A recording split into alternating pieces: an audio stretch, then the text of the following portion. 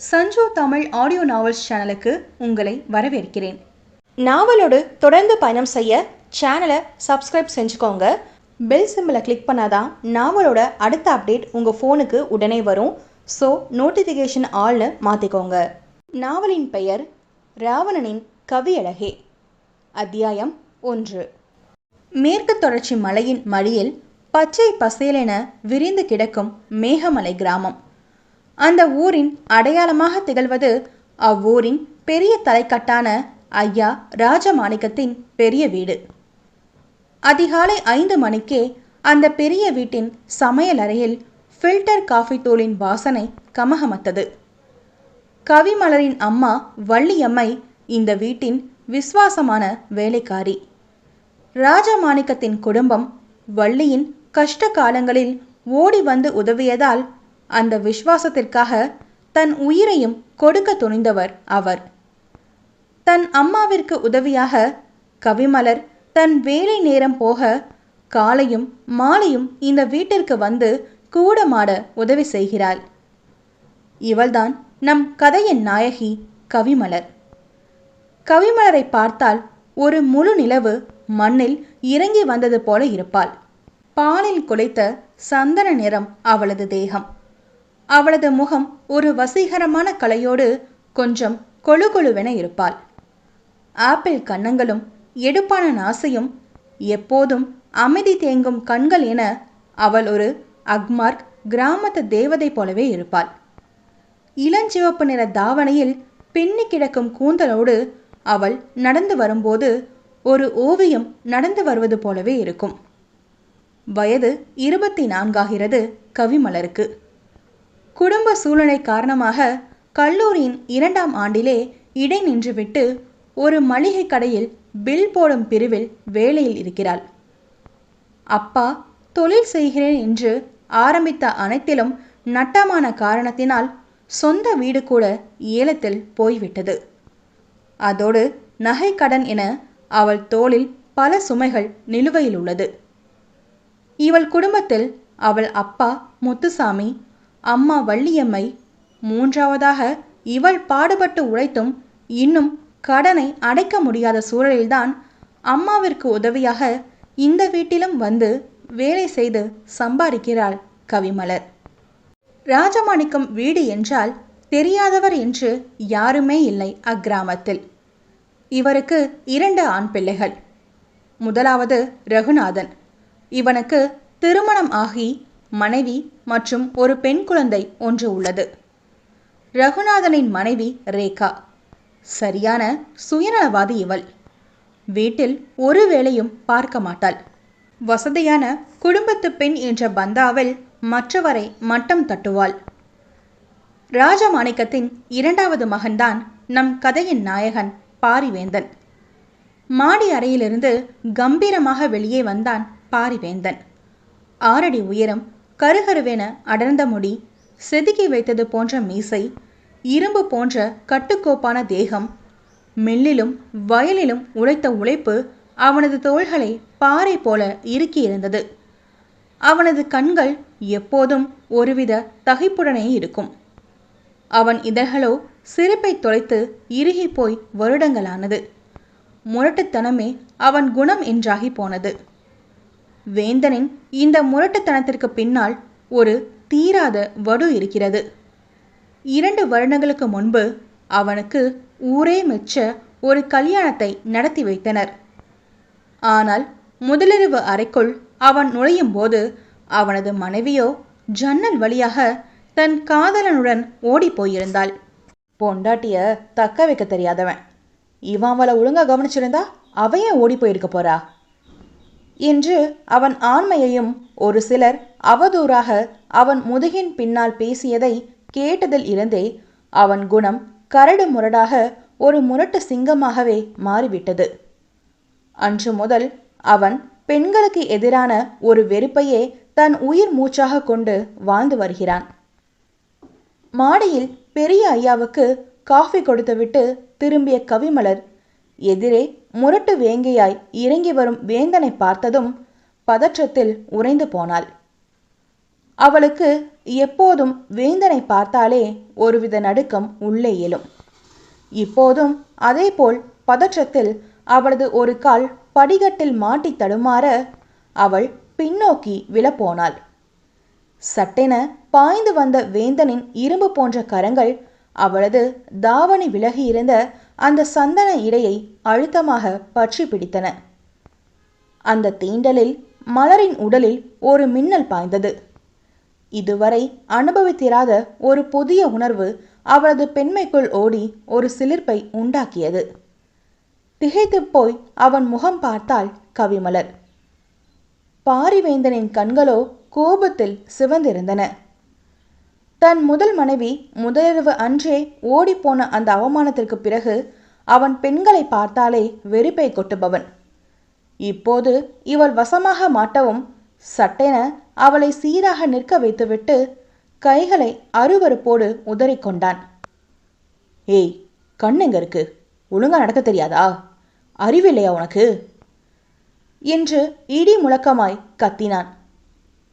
Sorry sorry Chinnaiya என நடுங்கும் குரலில் சொல்லிவிட்டு தனை குனிந்தபடி அவனை தாண்டி கீழே ஓடினாள் மலர். போகும் அவளை முறைத்து பார்த்து கொண்டே கீழே இறங்கி வந்த பாரிவேந்தன் சோபாவில் அமர்ந்ததும் அங்கே தன் கைவிரல் நகத்திற்கு நெயில் பாலிஷ் வைத்து கொண்டிருந்த ரேகா தன் கணவன் ரகுநாதனிடம் ஏளனமாக பேசினாள். பாத்தீங்களா உங்க தம்பிய? அந்த பொண்ணு மேல எப்படி எகுறான்னு? இப்படியே பொண்ணுங்க கிட்ட எரிஞ்செறிஞ்சு விழுந்தா எந்த பொண்ணு தான் இவன் கூட வாழுமா? ஏற்கனவே ஒருத்தி ஓடி போயிட்டா. இப்போ இவன் பண்ற இந்த அலப்பறைக்கு இந்த ஊர்ல எவனும் இவனுக்கு பொண்ணு தர மாட்டான். இவன் இப்படியே கல்யாணம் பண்ணாம தனிமரமா நின்னாதான் இந்த சொத்து முழுசும் நம்ம பாப்பாவுக்கு வந்து சேரும் என்று கூறி வஞ்சமாக சிரித்தாள். ரகுவும் நயவஞ்சகமாக சிரித்து, நீ சொல்றது சரிதான் ரேகா. அப்பா இவனுக்கு 2ஆம் தரமா ஒரு பொண்ணை பார்த்து கட்டி வைக்கணும்னு அலைஞ்சிட்டு இருக்காரு. வர வரன்களையெல்லாம் நாம தான் ஏதாவது ஒரு வதந்தியை கிளப்பி தட்டி விடணும் என்று கூறி அவளுக்கு துணை நின்றான். கூடத்தில் இருந்து இதையெல்லாம் கவனித்துக் கொண்டிருந்த வேந்தனின் அம்மா ஜானகிக்கு உள்ளம் கொதித்தது. மூத்த மருமகளின் அதிகார ஆசையும் இளைய மகனின் தனிமையும் அவர் மனதை வாட வைத்தது. அப்போது காஃபியை வேந்தனுக்கு நீட்டிவிட்டு அவன் பக்கத்திலே பயத்தில் ஒடுங்கி நின்ற மலரை பார்த்தார் ஜானகி. அவளது அந்த அடக்கமும் அழகான வட்ட முகமும் ஜானகியின் மூளையில் ஒரு புதிய திட்டத்தை உருவாக்கியது. இந்த ஊர்ல நம்ம அந்தஸ்துக்கு பொண்ணு கேட்டா எவனும் தரமாட்டேங்கிறான். ஆனா இந்த மலரு நம்ம வசதிக்கு அடங்கியும் நடப்பா, நம்ம கைக்குள்ளையும் இருப்பா. வேந்தனையும் இவன் மாத்த வாய்ப்பு இருக்கு என்று யோசித்த ஜானகி தன் திட்டத்தை உடனே செயல்படுத்த கவிமலரின் அம்மா வள்ளியம்மையை அழைத்தார். வள்ளி, இங்க வா, உன்கிட்ட ஒரு முக்கியமான விஷயம் பேசணும் என்று ஜானகி அம்மாள் குரல் கொடுத்த போது அந்த வீட்டின் அஸ்திவாரமே அதிரப்போவதை யாரும் அக்கணம் அறியவில்லை. கவிமலர் வேலைக்கு கிளம்பிய அரை மணி நேரத்தில் ஜானகி அம்மாள் வள்ளியை தன் அறைக்கு அழைத்திருந்தார். ராஜமாணிக்கமும் அங்கே அமைதியாக அமர்ந்திருக்க ஜானகி பேச்சை தொடங்கினார். வள்ளி, நீ எவ்வளோ வருஷமா இந்த வீட்டில் இருக்க? உன்கிட்ட எதையும் மறைக்க விரும்பல. பாரி வாழ்க்கையை நினச்சா எனக்கு தூக்கமே வரமாட்டேங்குது. ஊரில் அந்தஸ்து பார்த்து பொண்ணு கேட்டா ஒருத்தனும் 2ஆம் தரமா பொண்ணு தர மாட்டேங்கிறான். இப்படியே போனா என் பையன் காலத்துக்கும் இப்படியே முரட்டுத்தனமா தனியாவே இருந்துடுவான்னு பயமா இருக்கு. அவனுக்குன்னு ஒரு வாழ்க்கை அமைய வேண்டாமா என ஏக்கத்தோடு கேட்டார். வள்ளிக்கு என்ன சொல்வதென்று தெரியவில்லை. சின்ன ஐயா தங்கம் மாதிரி அம்மா, சீக்கிரமே ஒரு நல்ல வழி பிறக்கும் என ஆறுதல் சொன்னார். வழி பிறக்கணும்னா நாம தான் அதை உருவாக்கணும் வள்ளி. உன்னோட பொண்ணும் உன்ன மாதிரியே இந்த குடும்பத்து மேல அவ்வளவு அக்கறையா இருக்கா. அவ எங்க வீட்டுக்கு மருமகளா வந்தா என் மக வாழ்க்கையும் மாறி குடும்பம் குழந்தைன்னு நல்லா வாழ்வான்னு தோணுது. அதோட உங்க குடும்ப நிலையும் எனக்கு தெரியும். உன் கடனை எல்லாம் நான் அடைச்சிட்றேன். இந்த கல்யாண செலவையும் நான் ஏத்துக்கிறேன். மலர என் மகனுக்கு 2ஆம் தரமா கட்டித்தரியா என ஜானகி நேரடியாக கேட்டார். வள்ளி அதிர்ந்து போனார்.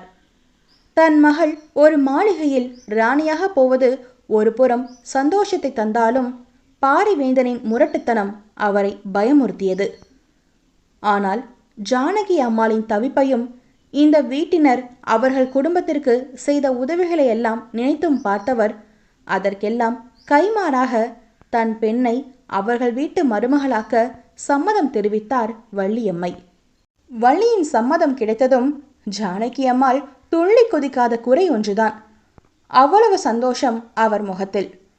ஒருவேளை சம்மதிக்காது இருந்திருந்தால் ஜானகியின் கோர முகத்தையும் பார்த்திருப்பார் வள்ளியம்மை. வள்ளி அறையில் இருந்து வெளியேறிய சில நிமிடங்களில் பாரிவேந்தன் மில்லுக்கு சென்றுவிட்டு வீட்டிற்கு வந்தான். ஹாலில் ஜானகி அம்மாள் பாரிக்காக காத்திருந்தார்.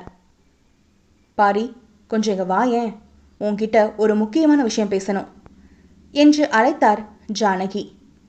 பாரிவேந்தன் அவர் அருகில் வந்து, சொல்லுங்கம்மா என்றான். பாரி, இது உன்னை பெத்தவங்க என்ற உரிமையில உனக்கு நல்லது செய்ய நானும் உங்க அப்பாவும் எடுத்த முடிவு. உனக்கும் கவிமலருக்கும் அடுத்த வாரம் கல்யாணம். உனக்கும் ஒரு துணை வேணும், நம்ம வம்சத்துக்கும் ஒரு வாரிசு வேணும். அதுக்காகத்தான் இந்த முடிவு எடுத்திருக்கோம் என்றார் ஜானகி உறுதியாக. கல்யாணம் என்ற வார்த்தையை கேட்டதுமே பாரிவேந்தனின் கண்கள் இரத்த நிறமாய் மாறின. கல்யாணமா? அதுவும் இந்த பொண்ணோட? ஏற்கனவே ஒருத்தி என் வாழ்க்கையை சிதைச்சது பத்தாதா? எனக்கு இந்த கல்யாணத்துல துளி கூட விருப்பமில்லை, என்னை விட்டுடுங்க என சிம்ம குரலில் கத்தினான். அப்போது ராஜமாணிக்கம் உள்ளே இருந்து வந்து, பாரி, இது என் முடிவு. இந்த வீட்டோட கௌரவத்துக்காக நீ இதை செஞ்சுதான் ஆகணும் என்றார் அதிகாரத்துடன். வேணாம்பா, என்னால் முடியாது. எந்த பொண்ணும் என் வாழ்க்கையில் வரக்கூடாது என ஆக்ரோஷமாக சொல்லியபடி ஹாலில் இருந்த ஒரு நாற்காலியை ஓங்கி தள்ளிவிட்டு தன் புல்லட்டை ஸ்டார்ட் செய்து தரையே அதிரும்படி வெளியே கிளம்பி சென்றான். அவனை பெற்றவர்களோ அவன் கோபம் கண்டு அதிர்ந்து போய் செய்வதறியாது நின்றனர். மாலையில் வேலை முடிந்து பெரிய வீட்டிற்குள் நுழைந்தாள் மலர். வீட்டில் ஒரு விதமான இறுக்கமான அமைதி நிலவுவதை அவளது உள்ளுணர்வு அவளுக்கு எடுத்து சொன்னது. ஹாலில் உடைந்த நாற்காலியை பார்த்ததும் அவளுக்கு ஏதோ விபரீதம் நடந்துள்ளது என புரிந்தது. அப்போது அவள் அம்மா வள்ளி ஆனந்த கண்ணீரோடு ஓடி வந்து மலரை கட்டிக்கொண்டாள். மலர், உனக்கு கல்யாணம் முடிவாயிருக்குடி. சின்ன ஐயாவோட உன்னை சேர்த்து வைக்க ஜானகி அம்மா முடிவு பண்ணிட்டாங்க என்றார் குதூகலமாக. மலர் அப்படியே இடி விழுந்தாற் போல அதிர்ந்து நின்றாள். அம்மா, என்ன சொல்றீங்க?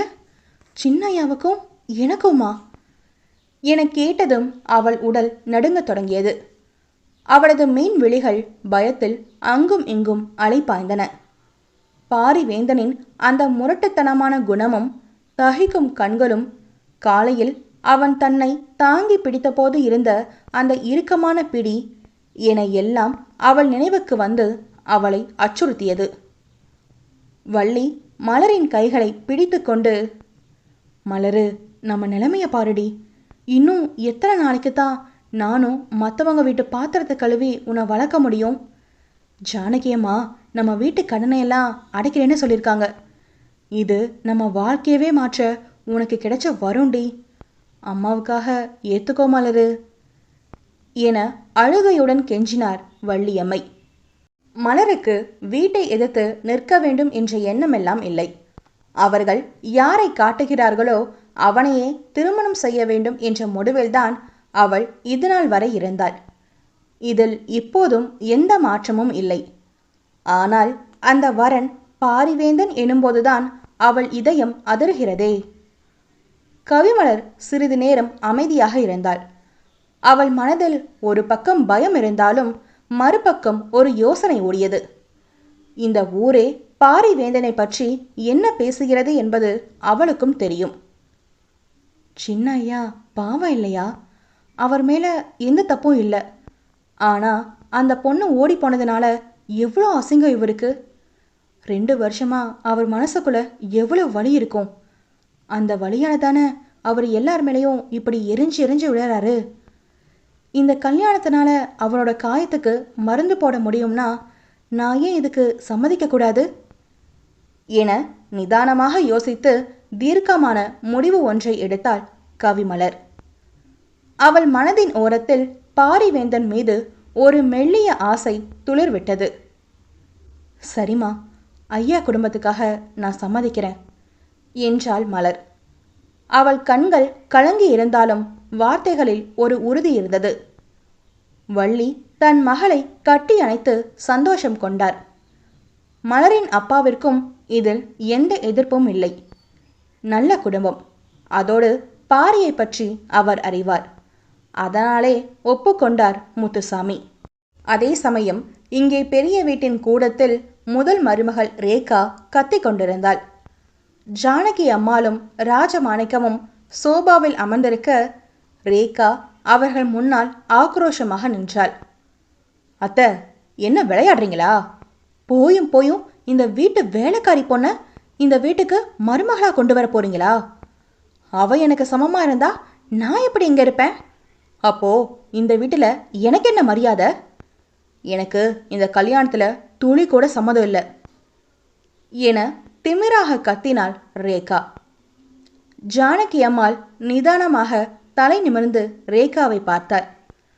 அவரது பார்வையில் இருந்த தீவிரம் ரேகாவை ஒரு நிமிடம் திகைக்க வைத்தது. ரேகா, இது என் மக வாழ்க்கை. யாருக்கு யாரை முடிச்சு போடணும்னு எனக்கு தெரியும். உனக்கு இதில் சம்மதம் இல்லையா? ஒன்றும் பிரச்சனை இல்லை. இப்போவே உன் புருஷனை கூப்பிட்டுக்கிட்டு இந்த வீட்டை விட்டு வெளியே போயிடலாம்.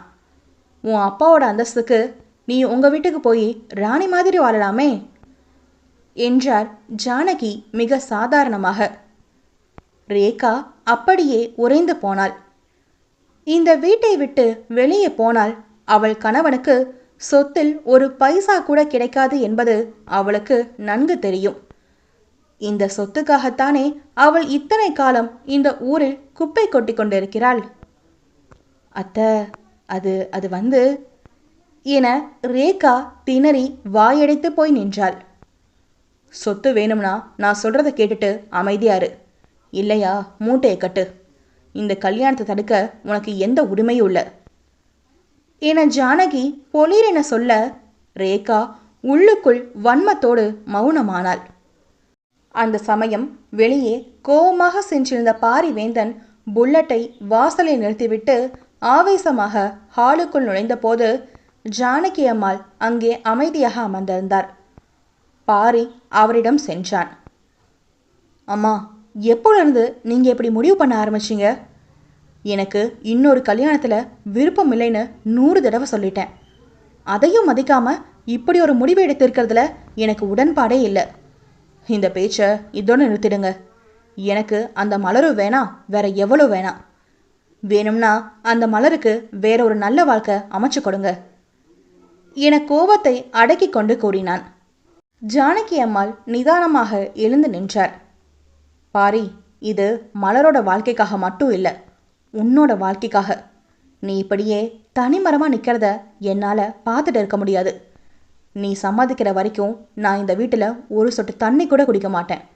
இது உன் மேலே சத்தியம் என்று சொல்லிவிட்டு விறுவிறுவென தன் அறைக்குள் சென்று கதவை சாத்திக் கொண்டார். பாரிவேந்தன் அதை ஒரு பெரிய விஷயமாக எடுத்துக்கொள்ளவில்லை.